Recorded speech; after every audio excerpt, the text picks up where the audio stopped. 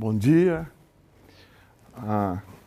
Na última aula a gente estudou sistema de partículas e aprendemos um conceito novo que era o conceito de momento linear de um sistema de partículas, definido como a somatória dos momentos individuais das partículas.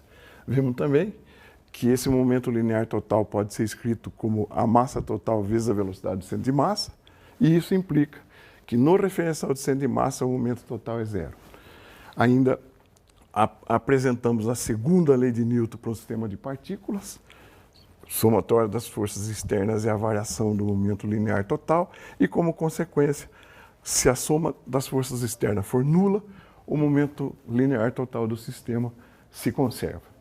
A aula de hoje é uma aula basicamente de aplicações. Nós vamos aplicar esses conceitos que aprendemos na aula passada e ver em que condições nós podemos também aplicar uma lei de conservação que nós já conhecemos, que é a lei de conservação da energia. Antes de começar a falar de colisões propriamente dita, que é o tema da nossa aula, eu vou fazer um experimento muito simples aqui, que é o seguinte: isso é uma bola de bilhar, ela deve ter uma massa de uns 150 gramas, e eu vou soltar essa bola para se chocar com o chão.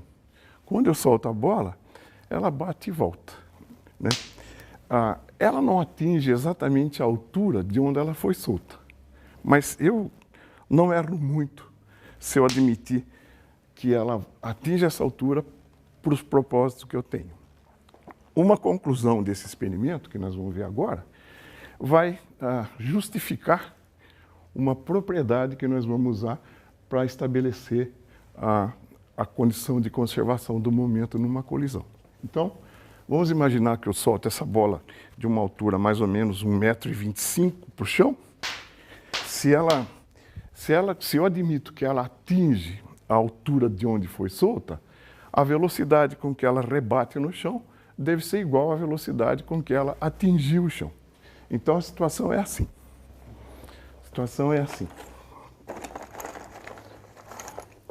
Eu solto essa bola de uma altura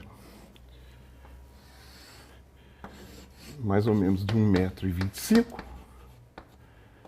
m. Ela atinge o chão com uma velocidade v, e se eu admito que ela volta para a mesma posição, ela é refletida nessa interação com a Terra com a mesma velocidade v. Então, a massa da bola, eu vou admitir que seja 150 gramas. A velocidade com que ela atinge a Terra é dada por raiz de 2gh. Se eu imagino que g é da ordem de 10 metros por segundo ao quadrado, essa velocidade dá raiz de 20 vezes 1,25, dá raiz de 25, né? Isso é 5 metros por segundo. 20 vezes 1,25 dá 25, a raiz de 25 é 5 metros por segundo. Então essa bola é refletida com velocidade v para cima. Vamos ver qual foi a variação da quantidade de movimento dessa bola? A variação de quantidade de movimento dessa bola é mv para cima, v final, menos v inicial. mv para baixo. Então o módulo de ΔP é 2mv. Menos dá 2mv. Que é quanto? É 2 vezes 0,15 vezes 5. Isso então dá 2 vezes meio 1. 2 vezes 0,15, 0,3 vezes 5, 1,5 quilograma metro por segundo. É razoável admitir que o tempo de interação que a bola tem com a Terra, que esse tempo é extremamente curto, eu posso admitir que ele é da ordem de 1/1000 de segundo. O tempo com que ela está em contato com o chão, muito pequeno. Então, qual é a força média que a Terra faz nessa bola? Se você lembrar, vier para cá, a força é ΔP, ΔT. Então, essa força média é ΔP sobre ΔT, isso dá 1,5 sobre 10 a menos 3, isso é da ordem de 1.500 Newton. Então, uma força bastante extensa. Vamos comparar essa força com a força externa mais relevante que existe nesse experimento. A força externa relevante que existe nesse experimento é o peso da bolinha, mg. Quanto é isso? Massa da bolinha, 0,15. G, 10. Então isso dá 1,5 Newton.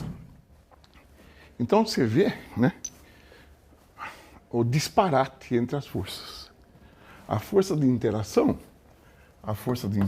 então, é muito maior que a força externa. De tal modo que, em experimentos como este, é razoável que eu despreze a força externa e só leve em conta a força de interação. Essa conclusão vai nos ajudar a estabelecer uma das condições para resolver uma colisão. Então, afinal, o que é uma colisão? Uma colisão é uma interação entre duas partículas ou dois corpos, cuja duração é extremamente curta e onde pode haver troca de energia de momento. Resolver uma colisão significa querer saber qual é o estado das partículas depois da colisão, conhecendo qual era o estado antes. Então, vamos já aprender uma terminologia importante. As partículas de massa M1 e M2 vão colidir. Antes da colisão, M1 tem velocidade V1A, M2 velocidade V2A. Depois da colisão, velocidade V1D, velocidade V2D. 1 e 2 rotulam as partículas. A e D, o estado antes ou depois da colisão. Tá bom? Vou falar um pouco mais de colisão. Colisão não se restringe, como pode parecer, né, a interações de bolinhas, bolinha com bolinha, bolinha com mesa. Uma colisão é muito mais ampla que isso. Uma colisão, por exemplo, está envolvida num fenômeno conhecido como aurora, ou boreal ou austral. A aurora é essa manifestação colorida que aparece nos polos da Terra. Polo Norte, aurora boreal, Polo Sul, a aurora astral. O que é isso? O Sol vive mandando para a Terra partículas carregadas que constituem o chamado vento solar. Partículas carregadas interagem com o campo magnético. A Terra tem um campo magnético que é mais intenso perto dos polos. E esse campo aí é bastante não uniforme. Então, essas partículas carregadas que vêm do Sol sofrem influência, sofrem forças desse campo magnético e ficam aprisionadas numa região perto do polo. Nesse movimento de vai e vem, elas colidem com as moléculas da atmosfera, hidrogênio, oxigênio, e excitam essas moléculas. Mandam elétrons de um nível molecular para o mais alto, e quando esses elétrons decaem para o nível original, emitem luz. A aurora boreal nada mais é do que essa luz que os elétrons excitados emitem ao decair. Talvez o exemplo mais notável de colisão, o mais importante de colisão, tenha sido o experimento de Rutherford, que postulou com isso o primeiro modelo do átomo. O que a equipe de Rutherford fez? Pegou partículas alfa, que são núcleos do átomo de hélio, e bombardeou uma finíssima lâmina de ouro com essas partículas. Então, o que a equipe observou examinando uma lâmina fluorescente colocada no entorno, observou que muitas partículas passavam praticamente sem desvio. Outras eram pouco desviadas e muito poucas eram refletidas. Então, isso sugeriu a Rutherford que propusesse um modelo para o átomo. Que modelo seria esse?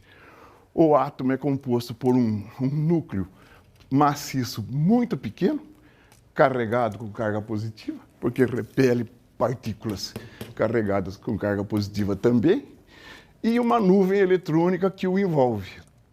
Esse núcleo é da ordem de... O tamanho do núcleo é da ordem de 1000 vezes menor que o tamanho do átomo em si.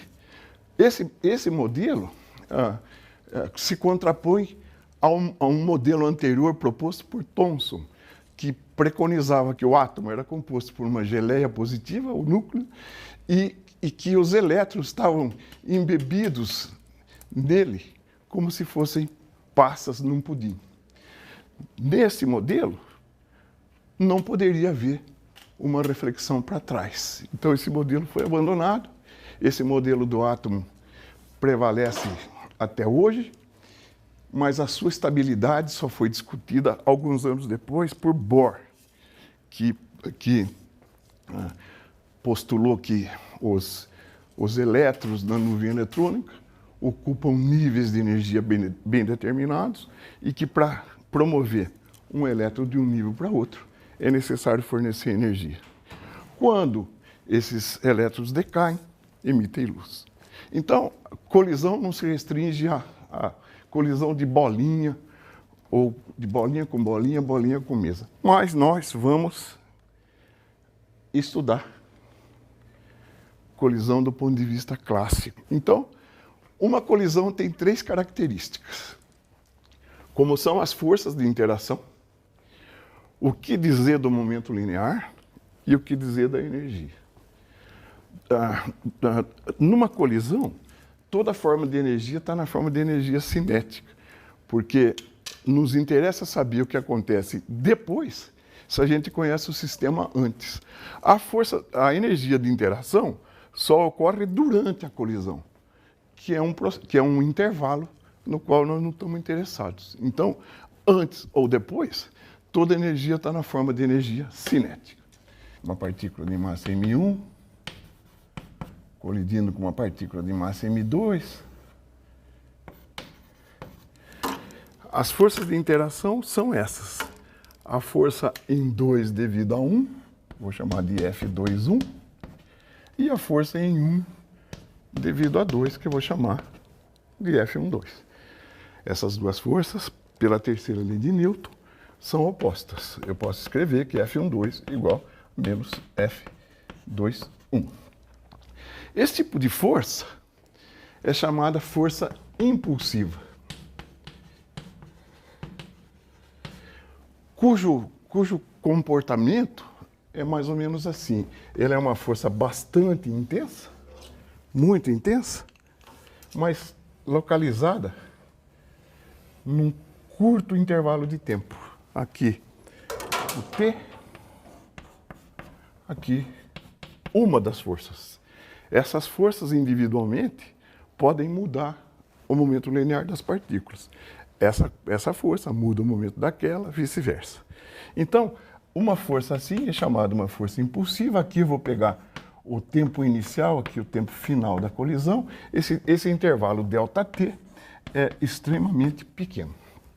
Bom, o que eu posso escrever para essas forças? Eu posso escrever, querer calcular a integral de f de t dt entre os tempos t1 e t2, ti e tf, que é o tempo da colisão. Isso aqui é pelo teorema do momento. Isso aqui é a integral entre t1 e t2 de f é dp dt, ainda entre ti e tf, vezes dt. Eu posso fazer aquilo fingir que eu cancelo ΔT, isso dá então a integral entre PI e PF de dP, e isso dá ΔP. A essa integral, eu dou o nome de impulso da força F.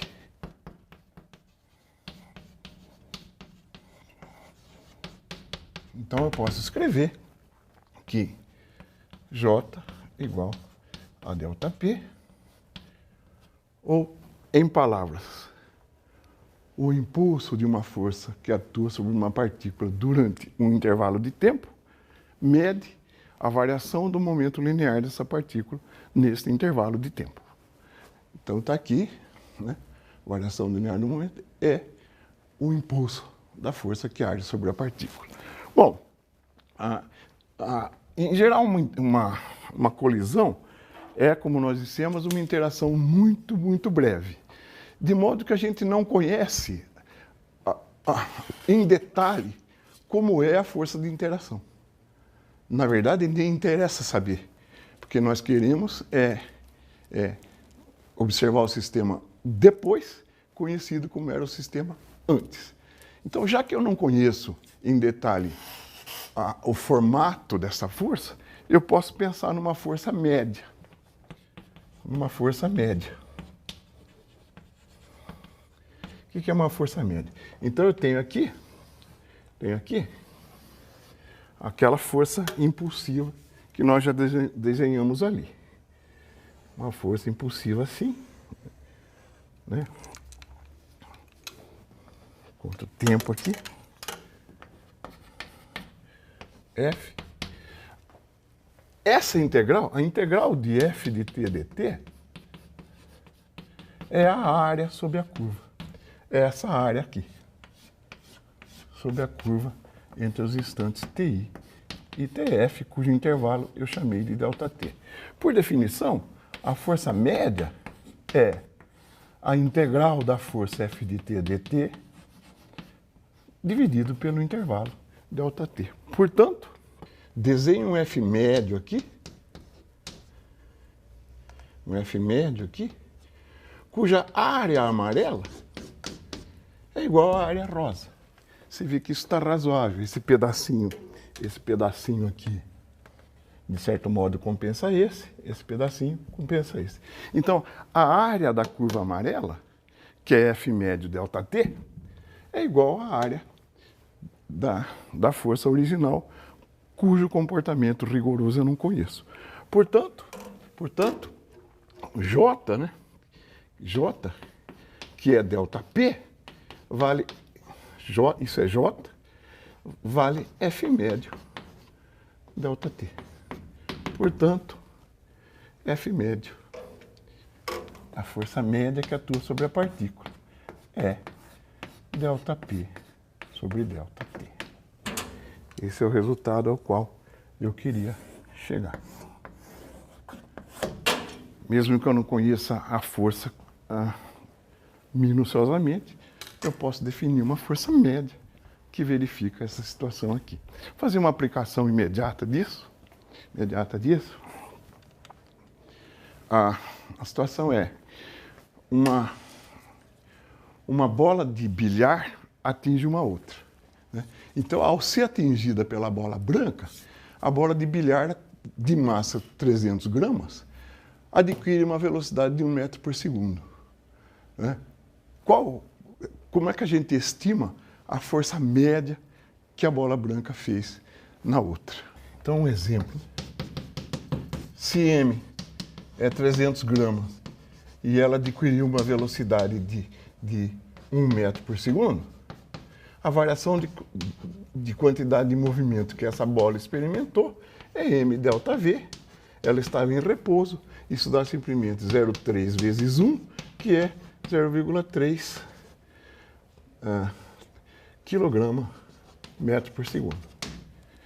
Se eu admitir que o intervalo de interação entre as duas bolas for, como a gente já postulou, da ordem de 10 a menos 3 segundos, se ΔT for 10 a menos 3 segundos, então a força média sobre a bola é ΔP sobre ΔT, que é 0,3 por 10 a menos 3, isso dá 300 newton.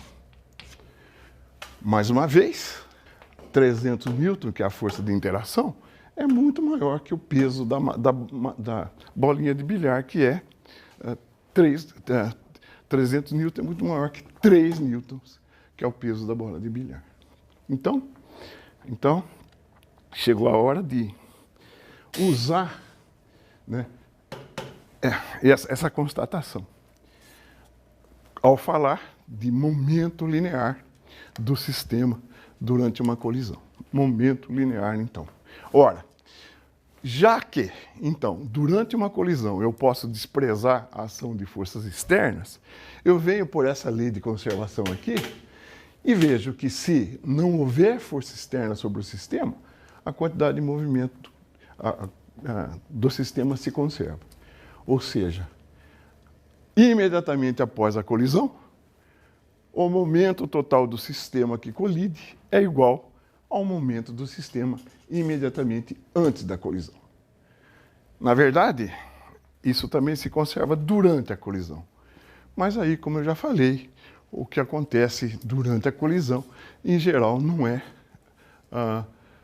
acessível às medidas. Então, fazer uma conclusão disso, então, o momento linear numa colisão, já que eu posso supor que a soma das forças externas é nula, então a quantidade de movimento do sistema se conserva. Então eu posso pegar a que isso leva a gente, né? Aqui eu tinha a força F12, aqui eu tenho a força F21, eu posso escrever que F12 igual a menos F21, o impulso em 1 igual a menos o impulso em 2, isso então quer dizer que ΔP1 é menos ΔP2.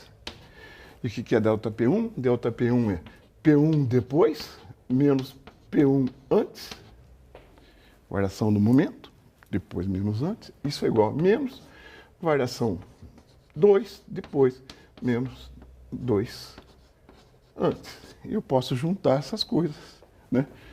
P1A mais P2A igual a P1D mais P2D. E o que eu fiz foi recobrar nada mais, nada menos a lei de conservação do momento linear. Tá claro, então? Tá claro, então? Fazer uma aplicação rápida disso também, na verdade, um exemplo. O exemplo é o seguinte: você tem um caixote, né, que vai ser atingido por uma série de projéteis. O caixote é o alvo, vai ser atingido por uma série de projéteis na razão de N colisões por segundo. N colisões no intervalo de tempo. Vamos estimar a força média que esse alvo sofre. Essa força média depende da natureza da colisão que eu estou considerando. Pode ser que os projéteis sejam absorvidos pelo alvo, grudem no alvo, e pode ser que eles sejam refletidos pelo alvo. Dependendo da situação, nós vamos ter uma resposta diferente. Então, cada colisão transfere um ΔP pro caixote. Na verdade, menos ΔP, porque ele tem um MV para cá, transfere menos MV para lá. Então, cada colisão oferece isso. Então, o impulso total transferido, J, né, é N ΔP. Menos N ΔP. Mas, ΔP, ΔT é a força média. Portanto, a força média que atua no caixote é aquilo lá. É ΔJ, ΔT, que é menos N ΔP, ΔT. Menos N ΔP, ΔT. Então, agora, classificação das colisões. Primeiro caso, se a colisão, se o caixote absorve os projéteis. Então, se o caixote absorve os projéteis, ficam grudados no caixote, o ΔP, o que é? A variação do momento, o que é? Momento final Zero, porque ficou absorvido, menos momento inicial. Zero menos mv incidente. Está aqui, ó. ΔP é zero menos v incidente. Então, é a força média, que é ΔP ΔT, vale simplesmente menos N sobre ΔT, mv incidente. N sobre ΔT, mv incidente. Caso B, onde as partículas são refletidas pelo caixote, onde há uma reflexão. Agora, a quantidade de movimento, o que é? É mv para a esquerda menos mv para a direita. Então, é menos 2 n ΔP ΔT. A variação da quantidade de movimento agora é dupla. Portanto, a força média que vai atuar sobre o caixote é o dobro dessa, que é 2 vezes N sobre ΔT mv incidente. A terceira característica de uma colisão é o que dizer da energia durante uma colisão. Então, a terceira característica é a energia.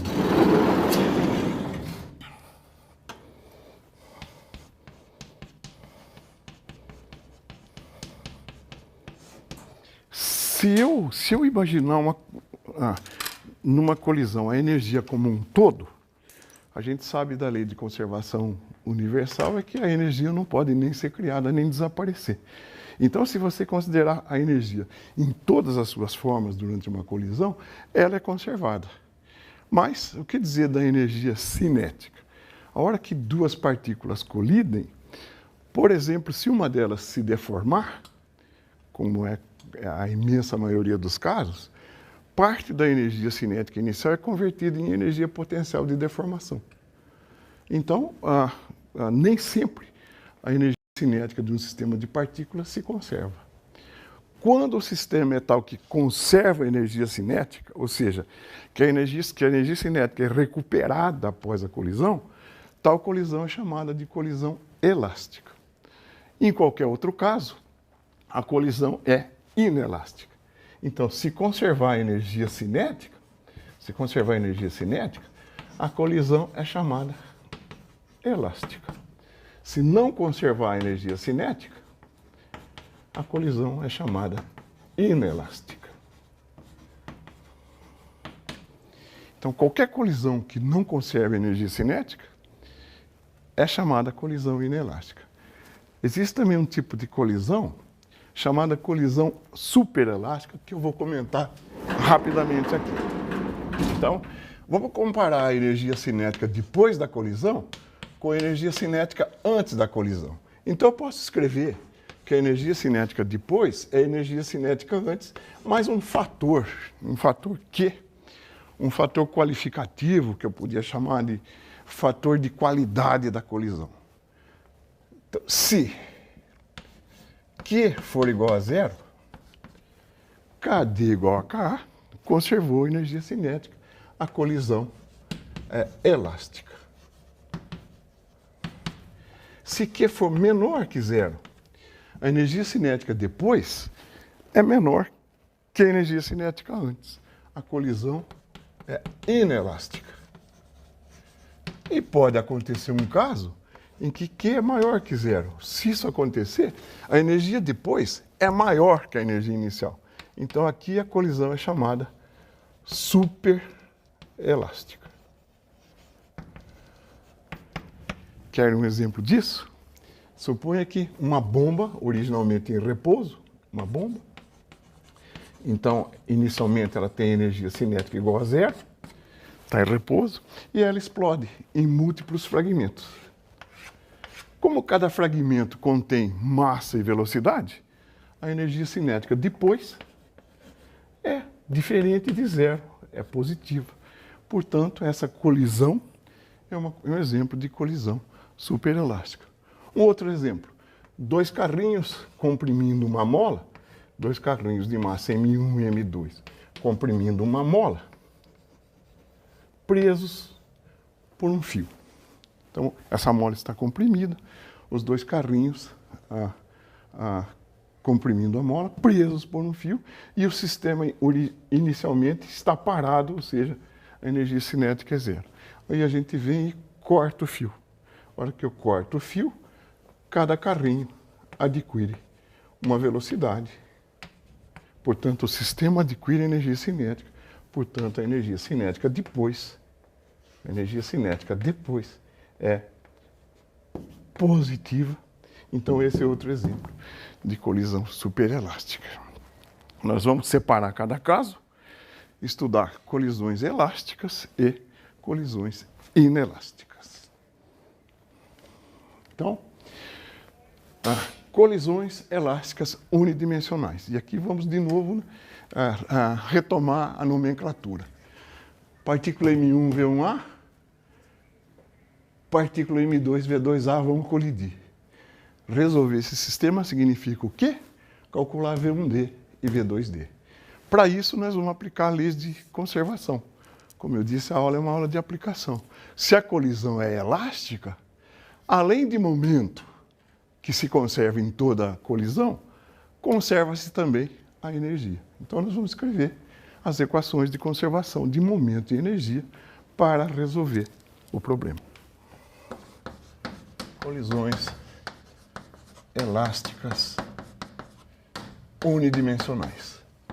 As equações que eu tenho, como sempre, são a conservação da quantidade de movimento, M1, V1A, mais M2, V2A, igual a M1, V1D, mais M2, V2D, lei de conservação do momento, e além dessa, também a lei de conservação de energia, que eu já vou escrever simplificando o fator meio. M1, V1A quadrado, mais M2, V2A quadrado, igual a M1, V1D quadrado, mais M2, V2D quadrado. O problema físico está resolvido. Para determinar V1D e V2D, eu tenho que resolver esse sisteminha de duas equações a duas incógnitas. Eu vou definir um número adimensional chamado K, que é a razão das duas massas. K é a razão das duas massas. O que nós vamos ver é que para resolver uma colisão unidimensional assim, não é preciso conhecer as massas especificamente, basta conhecer a sua razão. Então, nós vamos equacionar o que segue em função de K. Por exemplo, eu posso dividir por M2 essa equação. Eu vou agora acompanhar mais a miúdo isso aí. Se eu dividir por M2 essa equação, eu fico com K, V1D menos V1A, igual a menos V2D menos V2A. Mesma coisa aqui embaixo, com os quadrados. K, V1D quadrado, menos V1A quadrado, igual a menos V2D quadrado, menos V1A quadrado. E agora, se eu eliminar os casos triviais, V1D igual a V1A e V2D igual a V2A, que correspondem a uma colisão que não aconteceu, se V1 ficou como era e V2 ficou como era, não houve colisão. Então, esse é um caso esdrúxulo. Se eu fizer isso, eu posso dividir essa equação por essa e substituir a segunda por essa divisão. Então, eu fico com K, V1D menos V1A, igual a menos V2D menos V2A. E embaixo, isso aqui é um A mais B, A menos B. Então, isso aqui dá V1D mais V1A. V1A igual a menos V2D menos V2A. Posso, então, escrever isso aqui, K V1D mais V2D, igual a K V1A mais V2A. E posso escrever aqui V1D menos V2D é igual a menos V1A menos V2A. Essa equação, eu vou chamar isso de equação 1, equação 2. O que a equação 2 mostra é o seguinte: a colisão elástica inverte o sentido da velocidade relativa. Isso é velocidade relativa depois da colisão, isso é velocidade relativa antes da colisão. O que a colisão fez foi inverter o sinal dessa velocidade relativa. E agora eu tenho aqui, então, um sistema trivial de duas equações a duas incógnitas. As incógnitas são V1D e V2D. Pode usar qualquer método para resolver essa equação. Eu vou colocar as respostas em função de K. Então, V1D vale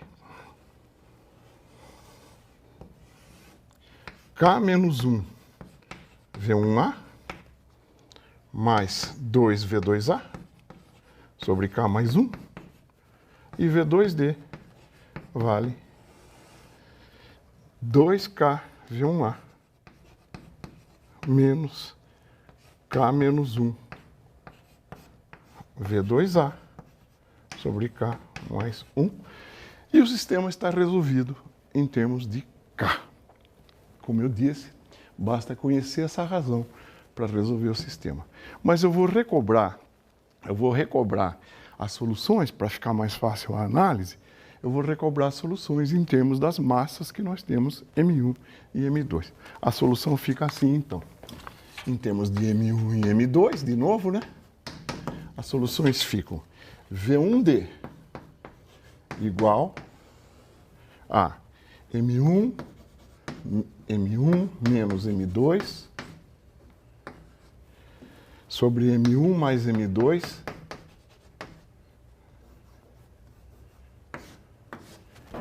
V1A mais 2M2 sobre M1 mais M2 a V2A e finalmente V2D igual a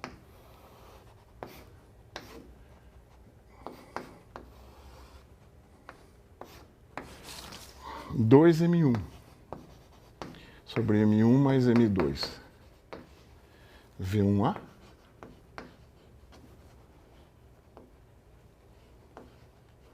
mais M2 menos M1 sobre M1 mais M2 V2A.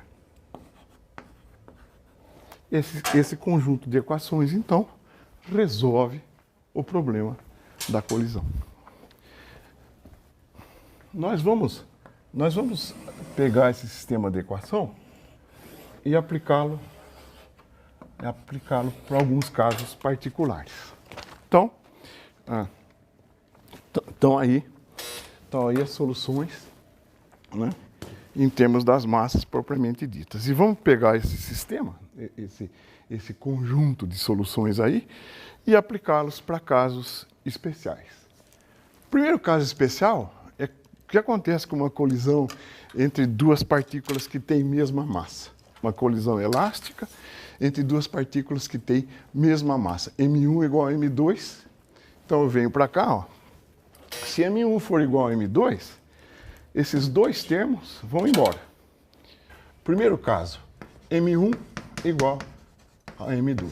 Então, se eu vier por essas equações aqui, eu vejo que esse termo vai embora, esse também. V1D, 2M2 por 2M2 dá 1. Então, V1D igual a V2A. Eu tiro que V1D igual a V2A. E aqui embaixo, esse termo vai embora. V2D igual a V1A, porque esse quociente dá 2. V2D igual a V1A. O que essa solução conta para mim? As partículas trocam de velocidade. A colisão faz a partícula 2 ter a mesma velocidade da 1 e a 1 tem a mesma velocidade da 2. Então, elas simplesmente invertem. Um caso particular, interessante, é quando a partícula 2 está parada. Quando uma partícula de massa m bate com outra de massa m que está parada. Então, se V2A igual a zero, V1D é igual a zero. Então, V1D é igual a zero. E V2D, né, é igual a V1A. Ou seja, as partículas trocam de velocidade. O alvo sai com a mesma velocidade que a partícula projétil bateu nela. Vamos mostrar isso. Vamos mostrar esse caso curioso. Tenho aqui um conjuntinho de 5 massinhas iguais. São esferas muito aproximadamente rígidas. Então, a colisão que vai haver entre elas é uma colisão elástica, muito aproximadamente elástica. Então, olha aqui, essa é a partícula projétil que bate na partícula alvo. A partícula alvo sai com a mesma velocidade que a partícula projétil bateu. Agora, e se eu fizer isso aqui? Levanto uma partícula projétil aqui, e solto.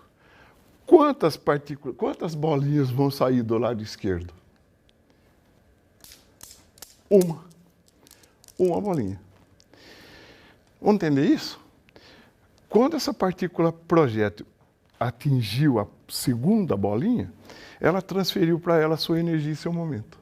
A segunda transfere para a terceira sua energia e seu momento. A penúltima transfere para a última. A última sobe de uma altura igual, se a colisão for perfeitamente elástica, à altura de onde a bolinha 1 foi abandonada. Como a última partícula não tem para quem transferir, ela sai com a mesma velocidade com que a primeira bolinha atingiu o conjunto.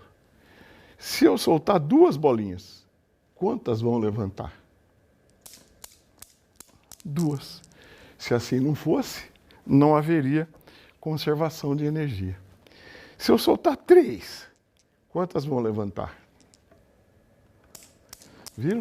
Saem 3, ficam 2. Se não for assim, a gente vai estar violando o teorema da conservação de energia. Isso aqui é uma brincadeira que os executivos usam no escritório para desestressar um pouco. Se essas colisões fossem perfeitamente elásticas, essa brincadeira haveria de ficar assim por um tempo muito longo. Como aqui existe a resistência do ar e a colisão não é perfeitamente elástica, depois de um tempo as bolas acabam parando. O segundo caso interessante é quando o meu alvo está em repouso agora, a partícula, isso quer dizer V2A igual a zero, quando V2A igual a zero e a massa da partícula incidente é muito menor que a massa alvo. Então eu venho para essas equações aqui e vejo. Então, o segundo caso. Caso do M1, muito menor que M2, e V2A igual a zero.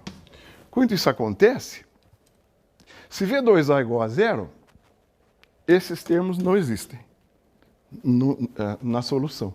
Se M1 é muito menor que M2, né, a M1 é desprezível aqui, menos M2 dividido por M2, troca de sinal. Então, V1D igual a menos V1A.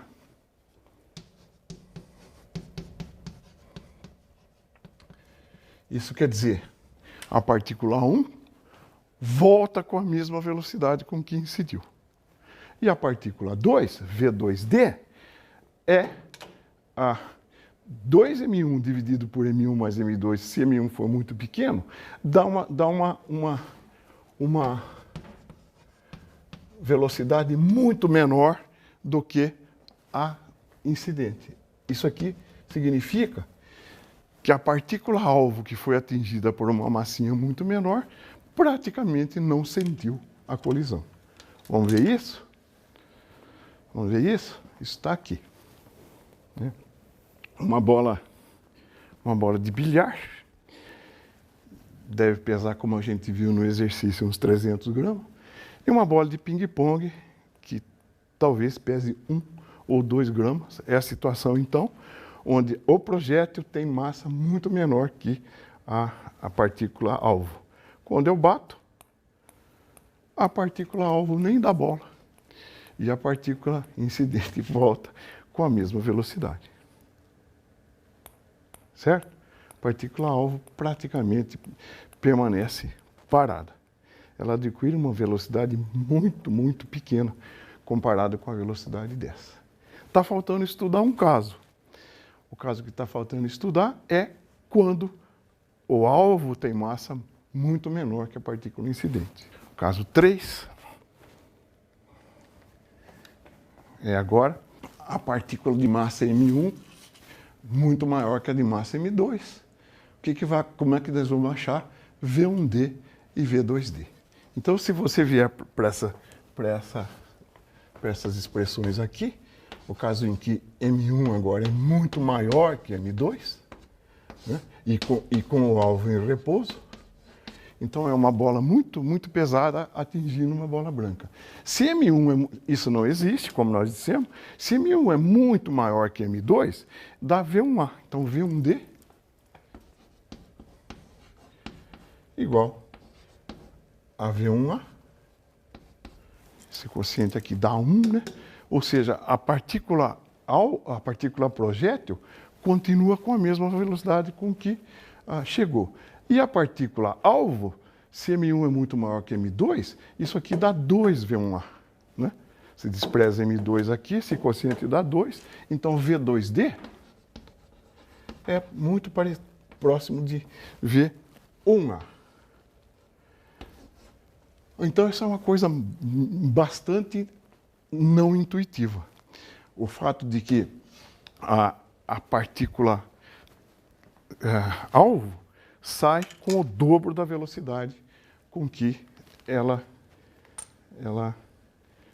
com que a outra atingiu ela. Vamos fazer assim agora. Ó.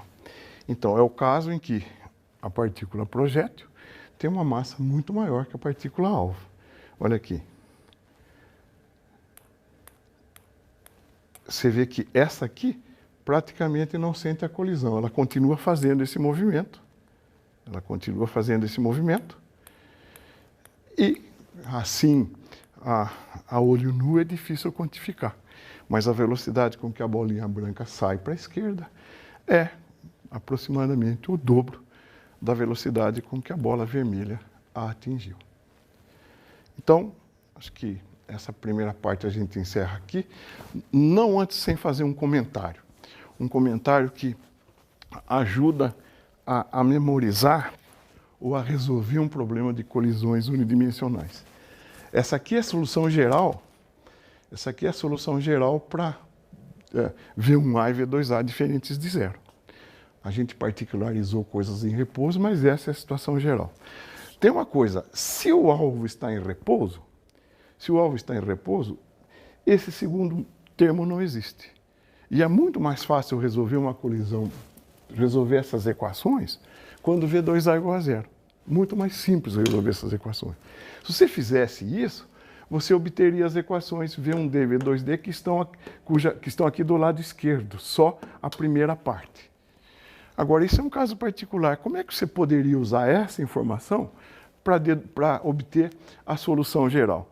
Repare na seguinte coisa. Este termo é simétrico a este, desde que você troque 1 com 2. 2M2, 2M1, trocar aqui embaixo não altera, 2 troca com 1. Então, este termo, que você não sabe porque só resolveu com V2A igual a zero, este termo é igual a este. E este termo é igual a este. Troca 1 com 2, as partículas M1 troca com M2, V1A troca com V2A. Então, conhecendo a solução para V2A igual a zero, usando simetria, você recobra a solução final. Interessante, né? É uma faceta que ajuda a resolver esse sistema de equações. Então, a primeira parte era isso.